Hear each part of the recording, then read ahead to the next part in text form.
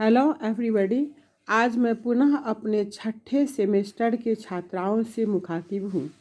आप लोगों को मैं आज एक महत्वपूर्ण term work, project work and it's presentation in seminar के बारे में बताने जा रही हूँ। छात्राओं, आपने देखा है अपने सिलेबस में कि यह 5 भागों में बटा हुआ है। पहला first unit mark cataloguing, second unit preservation and conservation of book material and non-book material. Unit 3 written report of literature.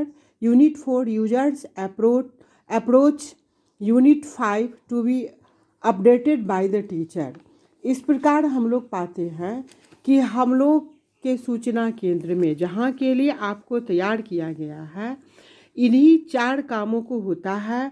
और एज ए शिक्षक हम लोग आपको तैयार करते हैं कि आप उसे छोटे रूप में यहाँ जान लें, ताकि आने वाले समय में आपको कोई कठिनाई न हो।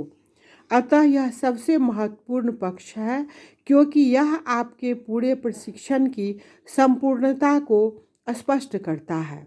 अथवा यदि यह कहा जाए कि आपके प्रशिक्षण की सफलता का द्योतक है, तो कोई अतिशयोक्ति नहीं होगी। प्रोजेक्ट वर्क उस परिकल्पना का नाम है जिसमें विषयानुसार एवं समय की मांग के अनुसार आने वाली समस्याओं को छोटे स्तर पर उपकल्पन यानी हाइपोथेसिस की जाती है। पुनः आपने प्रशिक्षण में जो कुछ भी पाया है, उसमें से अद्यतन टूल्स एंड टेक्निक्स का उपयोग कर उसे मूर्त रूप देना जान पाई है अथवा नहीं, उसे प्रस्तुत किया जाता है। अतः यह आपके प्रशिक्षण का दिग्दर्शन कराता है, जिसका विस्तृत रूप आपको कार्य क्षेत्र में मिलता है। आपके पाठ्यक्रम में यह 5 भागों में बटा हुआ है, जिसका जिक्र मैंने पहले किया है। अब यूनिट फर्स्ट में मार्क कैटलॉगिंग पर प्रोजेक्ट बनाने के संबंध में हम लोग बातचीत करते हैं। कैटलॉगिंग की कोई विविधा स्थापित करने से पूर्व आपको ऑथरशिप यानी लेखकत्व को जानना जरूरी है, क्योंकि यह कैटलॉगिंग के लिए सबसे महत्वपूर्ण पक्ष है।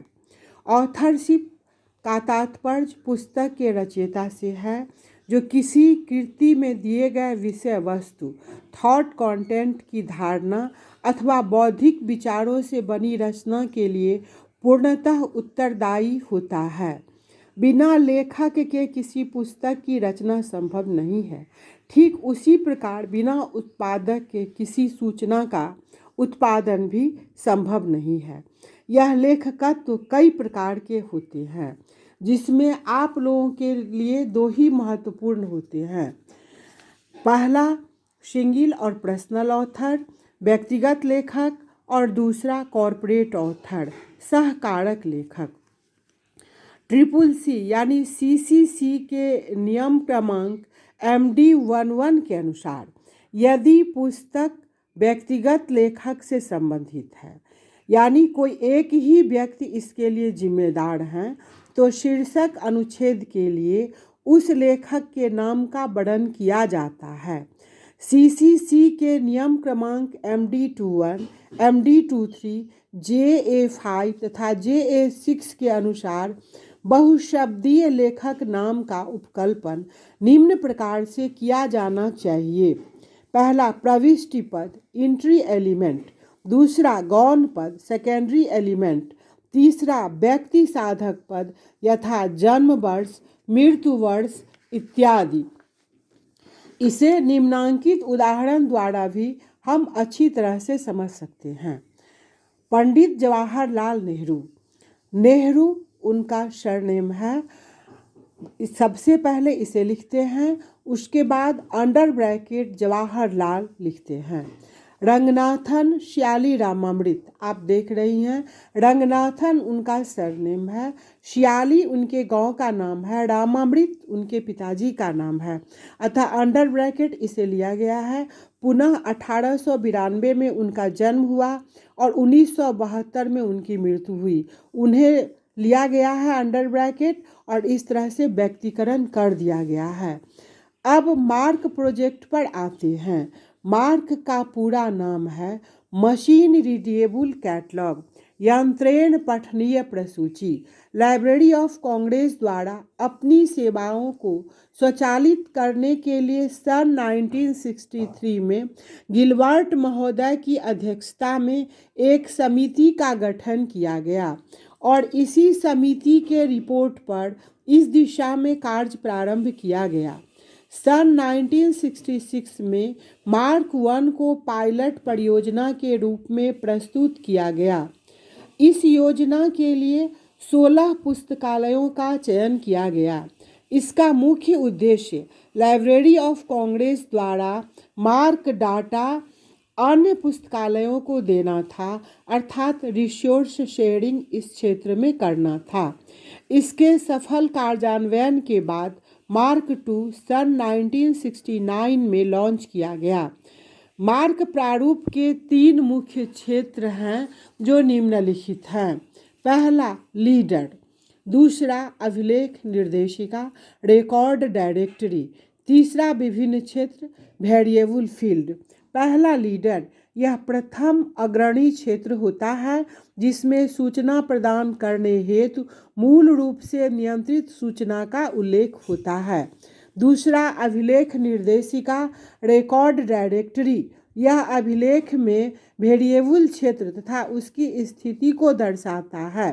तीसरा वेरिएबल फील्ड विभिन्न क्षेत्र, यह प्रारूप का अंतिम क्षेत्र होता है जहां डाटा को दर्शाना होता है। सन 1999 में यूएस मार्क और कैन मार्क को मिलाकर मार्क 1 को लाइब्रेरी ऑफ कांग्रेस और कैनेडियन नेशनल लाइब्रेरी द्वारा अनुरक्षित किया जाता रहा है। मार्क 21 वर्तमान में उपयोग में है। इसके भी निम्नलिखित 3 तत्व या पक्ष हैं। पहला अभिलेख संरचना, स्ट्रक्चर ऑफ डॉक्यूमेंट, यह 3 तत्वों से निर्मित होता है। लीडर, निर्देशिका, परिवर्तनशील क्षेत्र। दूसरा विषय वस्तु निर्दिष्ट करता, यह अभिलेख के डाटा तत्व के लिए टैग कोड्स को निर्धारित करता है। तीसरा विषय वस्तु, डाटा तत्व के मानक की व्याख्या करना। इस प्रकार हमने देखा कि मार्क प्रोजेक्ट आपके एडवांस लाइब्रेरी कैटलॉगिंग से संबंधित पक्ष है और उस पर हम अगर यदि अपना प्रोजेक्ट बनाते हैं तो आसान होगा, क्योंकि एडवांस लाइब्रेरी कैटलॉगिंग में CCC यानी क्लासिफाइड कैटलॉग कोड, जो श्याली रामामृत रंगनाथन महोदय का देन है, जिन्हें हम फादर ऑफ लाइब्रेरी साइंस के नाम से भी जानते हैं, के द्वारा निर्धारित नियमों का अनुपालन करते हुए एंट्री बनाना है और मैंने बनाकर भी भेजा है और समझाया भी है। अतः आज यहीं तक, धन्यवाद।